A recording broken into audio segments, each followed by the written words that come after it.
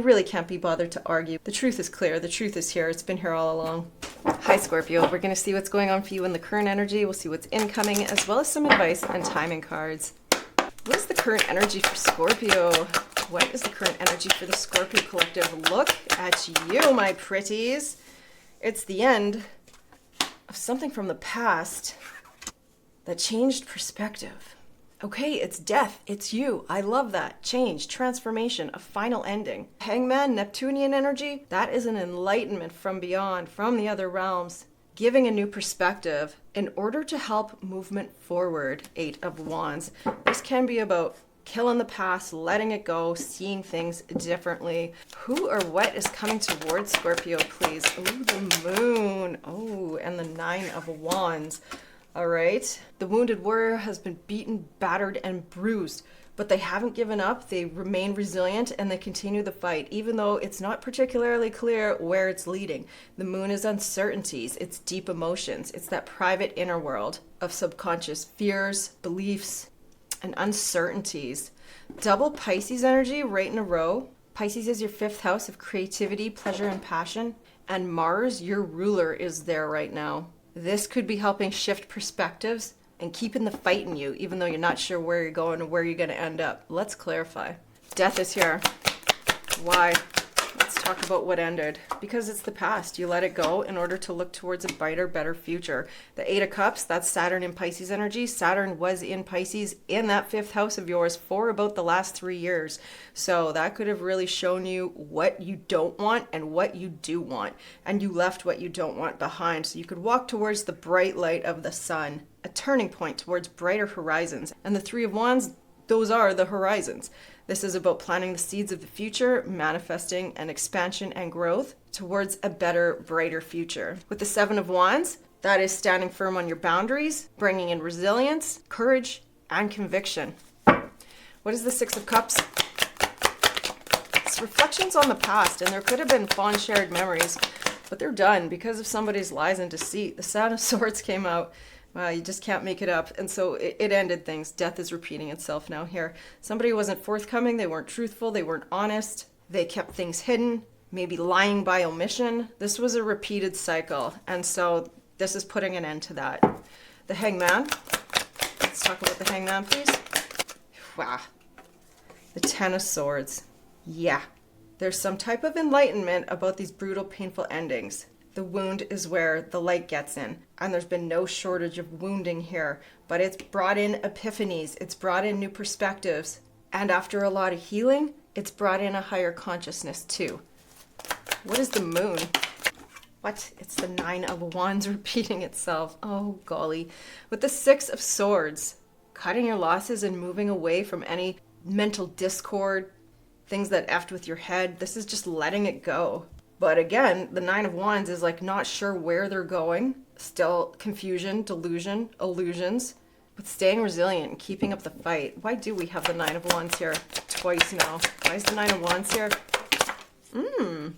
Waiting for justice to prevail. Hey, look at that with the 8 of Wands. Okay, moving towards something fair and balanced. Damn well knowing with justice that what goes around comes around. Because the universe sees all. And that's the truth with the Ace of Swords underneath the deck. There is some sort of breakthrough and bright light moment and news and information that the scales are being set right. Now, I have to say, there's a full moon in Libra right around the time I'm recording this. That's your 12th house. The 12th house is about past lives, releasing the past. It's things that are hidden, it's subconscious, and it can be about releasing unhealthy habits. Let's talk. Death. Death, the 8 of Cups, and the 3 of Wands. Cutting the losses here. Good. Gonna plant the seeds somewhere else. The Knight of Pentacles. Oh, look at that. And the 8 of Cups repeating itself again. So this is slow, steady, tangible, stable, solid, reliable, trustworthy effort, day-to-day effort putting in to grow somewhere that is more emotionally fulfilling. It's not only about following the intuition, but it's about doing the day-to-day work to get there. What is the 3 of Wands? It's a bigger, brighter future that we all want. Yes, it is, because the sun. Hell yeah. Like we said here, this 8 of Cups walking right towards the sun. Illumination, vitality, brighter, better days. The sun is your core self. It's your radiance. It's your consciousness, and this is about meeting the higher consciousness. doing the internal work to reach that level. Truly figuring out what makes you happy, where you want to plant your seeds for the future, and moving towards it. Because in the past, there was a lot of things that didn't work out so well with the lies, the deceit. You might have somebody that wants to make up for it with the Page of Cups there and the Ace of Cups. But I think there's going to also be new love opportunities coming towards you. And it's hard to change a leopard's spots. What is the Hangman with the Ten of Swords? The Four of Cups, that is a rejection energy. Because there's new opportunities with the Ace of Pentacles. Yes, the stable seed to build something grounded, secure, long-term, lucrative, prosperous. Rejecting things that are beneath you. The Four of Cups is like, nah, this doesn't do it for me. This Page of Cups is offering something, and there's a very good chance there's going to be a rejection for it. Because the Moon and the Nine of Wands is just like, enough is enough, you know? Sick of the uncertainty, sick of the lies, sick of the stagnant energy. The Hangman is like, I'm seeing something very clearly now. Something that hasn't moved in a very long time. I get it now. I get why it hasn't moved. I see things differently. And with the Four of Wands, that's a milestone. That's something to celebrate. And that is building up a stable foundation. What is the Nine of Wands with Justice and the Eight of Wands though? Holy. So these two came out. Knight of Swords, Five of Swords. Whoa. And the Nine of Coins. Whoa. The Five of Wands, bottom of the deck. Okay. Oof. Harsh. The Five of Swords is super freaking harsh. That is a very selfish energy. Your quintessential narcissist, gaslighter, manipulator, plays mind games, and somebody that'll F you over.